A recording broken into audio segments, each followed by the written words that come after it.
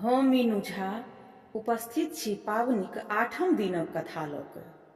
आठम दिनक कथाक प्रसंग अइ गौरीक विवाह वर बरियाती। तऽ सुनल जाओ अपने लोकनि ई पावनिक आठम दिनक कथा। महादेव काशी में सप्तर्षि के बजौलनि। ओ लोकनि तुरंत आबि गेला। वशिष्ठक संग हुनक स्त्री अरुंधति सेहो अयली। महादेव सबके विवाहक कथा लऽ हिमालय के ओतऽ पठौलनि। महादेवक अनुरोध ऋषि लोकनिसँ सुनि हिमालय आ मैनाक आँखिसँ नोर झरऽ लगलनि। ऋषि मुनि गौरी के आशीर्वाद देल। अरुंधति मैना के महादेवक महिमाक गुणगान सुनौलनि।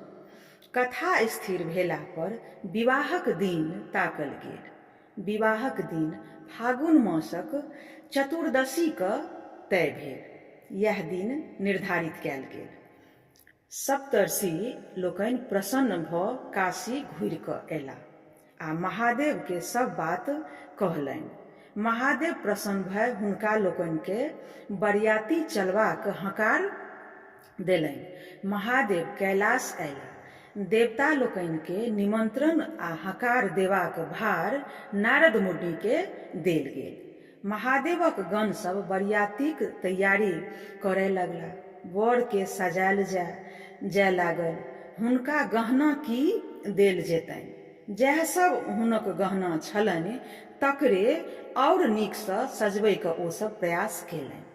वएह गहना सजाओल गेलनि। माथ पर चंद्रमाक मुकुट, शरीर में साँपक गहना, जटा के झाड़ि कऽ नीक जकाँ बान्हि देल गेलनि।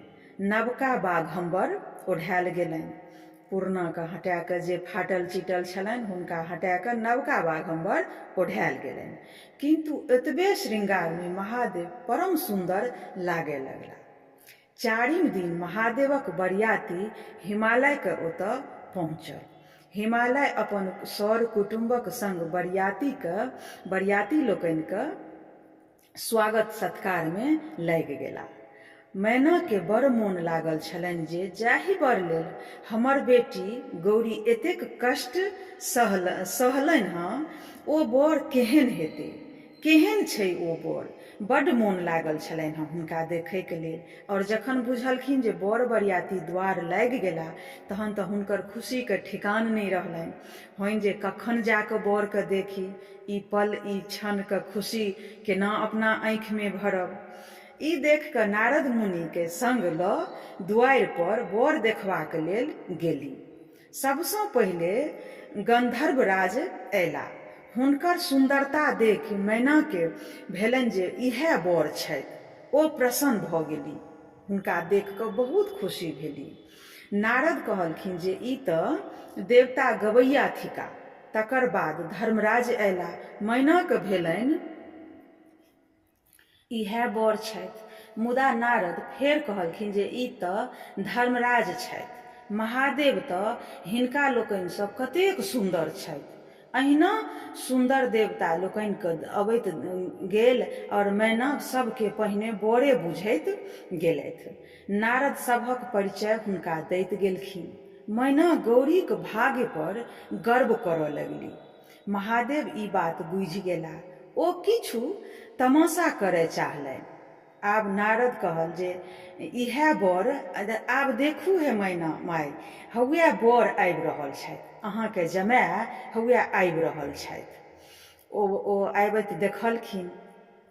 हुनका देखि अपन आँखि जुड़ाउ, हौवे अहाँके जमाय आबि रहल छथि। मैना सावधान भऽ हुलसी कऽ देखऽ लगली, एकटक लगा कऽ देखऽ लगली। पहिने महादेवक सेवक भूत प्रेत पिशाच सब आयल।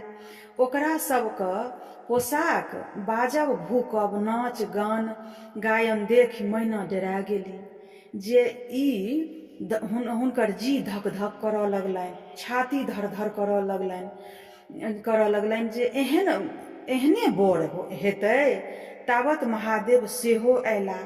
बसहा पर चढ़ल, 5 मुँह 3 आँखि 10 गोट हाथ, शरीर में छाउर लेपने, कौड़ी का माला पहिरने, माथ पर चंद्रमा, एक हाथ में खप्पर, दोसर में भिक्षा पात्र, तेसर में पिनाक, चारिम में तीर, पांचम में त्रिशूल, छठम में अभय। अही तरह सब हाथ में किछु ने किछु भरल, हाथी के चाम पहिरने, ऊपर सँ बाघम्बर ओढ़ने, सौंसे शरीर सांप लटकल, आँखि मुनने आ ओ बुढ़बा ओहि बरद पर में थर थर कँपैत।